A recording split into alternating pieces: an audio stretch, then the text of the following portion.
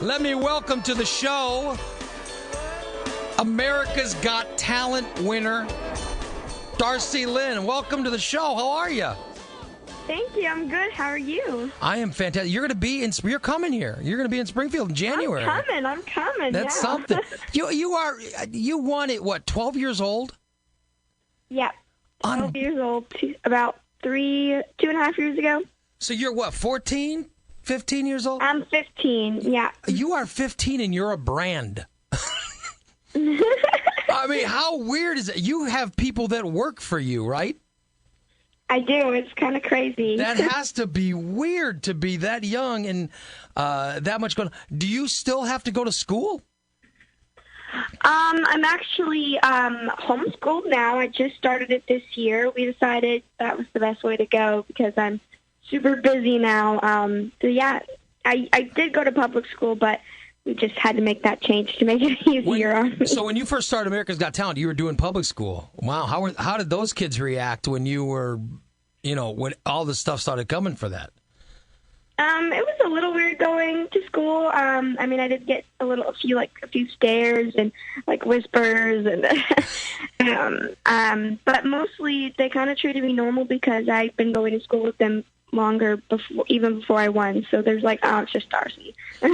It is. You are now. I mean, now you're doing tours and everything. I mean, and it started out with what got you into you use you're a ventriloquist. What got you into figuring out you can do it and that you can have puppets and all that stuff? How old were you when you discovered this talent?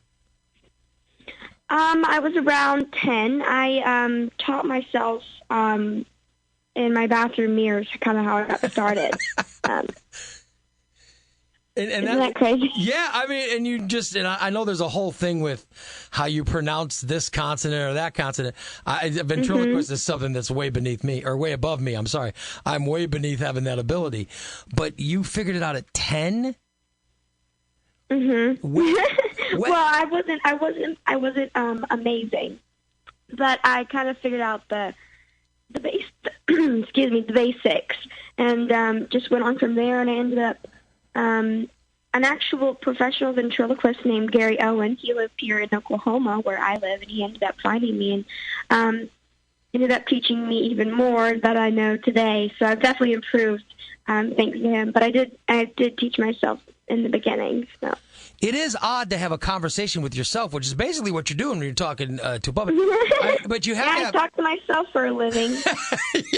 Yeah. You have to have a sense of humor, though. I mean, there's a lot of comedy that has to get written. Do you write it yourself? Do you bring in professional writers? Like, how have you come up with the comedy? Because you're basically doing stand-up, which is not easy, especially when you're 15. How did you do you do it yourself? Do you hire writers? What do you do? I have a couple writers that kind of help me, but I'm usually, occasionally I do have some of my own ideas that I ended up using. I'm really good at ad-libbing. I react off of the audience, off the cuff really well, but I do have some writers that write some funny stuff for me. So will you talk to the crowds as the puppet, I mean, when you're doing the show? Yeah, the puppets react to the crowd as well. It's pretty funny. Hey, Darci, I'm talking to Darci Lynne Farmer. She's coming to Springfield, by the way. January 25th, she'll be at UIS, at the Performing Arts Center. And tickets, by the way, people can get tickets as early as tomorrow. You go to darcilynne.com. You could buy tickets for the show here in Springfield. That's tomorrow. Let me ask you this, Darci. If you're ever holding the puppet, and you're having a conversation with someone, do they talk to the puppet? Sometimes people do, but sometimes it's weird for people. They kind of don't know how to talk to the puppet, or they don't really know what to do. But then there's people where I've been at corporate deals that I do, and some of the sound guys are like, all right, we need to mic up the puppet. Where's the mic for Oscar? And where's the mic for Petunia? And, I just kind of look at them funny, and they go, oh, man. You have a sound guy trying to mic up your puppet. You see, I find that's fantastic. You should have them rig a fake microphone to the puppet. I think that would be hysterical to see the puppet wearing a microphone. That would be... Yeah. I would get a kick out of that. But yeah, people, it's so strange. People don't realize it's not the puppet's not a person. Yeah, and I've been asked that, Darci, can you sing with your mouth open? How's like singing with your mouth open? And I'm like, yeah, of course I can sing with my mouth open. It's very bizarre. I mean, it's like I said, you're basically doing stand up, but you're doing it with you have a puppet, and the puppet is sort of the prop, but it's just you. And I think this is why ventriloquists don't get, or they're not. It's like you look at a famous ventriloquist, and then you look at a famous stand-up. I think sometimes you get your guys like Jerry Seinfeld. I think he's fantastic, but you get guys like that who get more credit because everybody's like, oh, they're just doing it by themselves. And then they'll look at you or some of these other famous ventriloquists, and they'll think of, oh, well, they're not doing it by themselves. They have all those puppets helping them.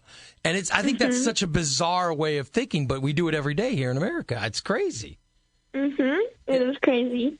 But it is. You're doing it by yourself. In fact, I would say it's harder because you have to remember. It's all me. You have to remember to, and I'm not sure how you make a puppet work. I don't know if it's. But it also is some sort of a compliment, because if people are really believing that the puppet's really there helping, and you're doing your job, you're making the illusion really real. So like, when you go on tour, do you and the tour starts the tour's starting in a couple of days, isn't it?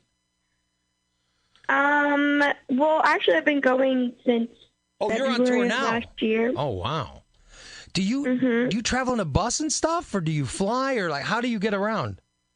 So basically, like, what my schedule is I schedule my tour shows on the weekends, and we did this because when I was in public school, I needed to go to school during the weeks.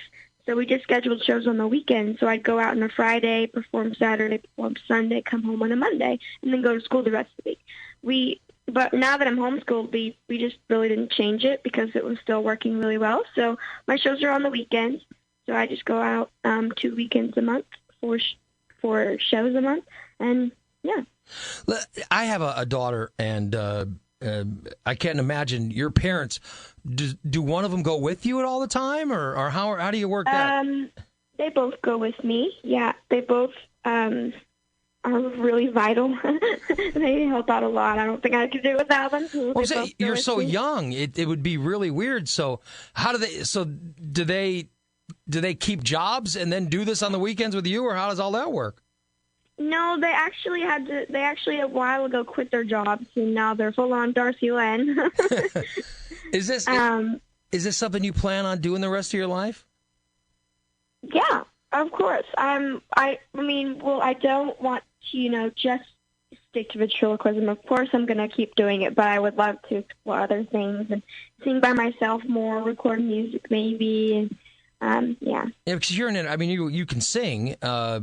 It would be nice to sing as yourself. You could see yourself putting out an album where it's just you and not one of the puppets. Yes, because it is all you. But I mean, that would be something you'd like to try one day.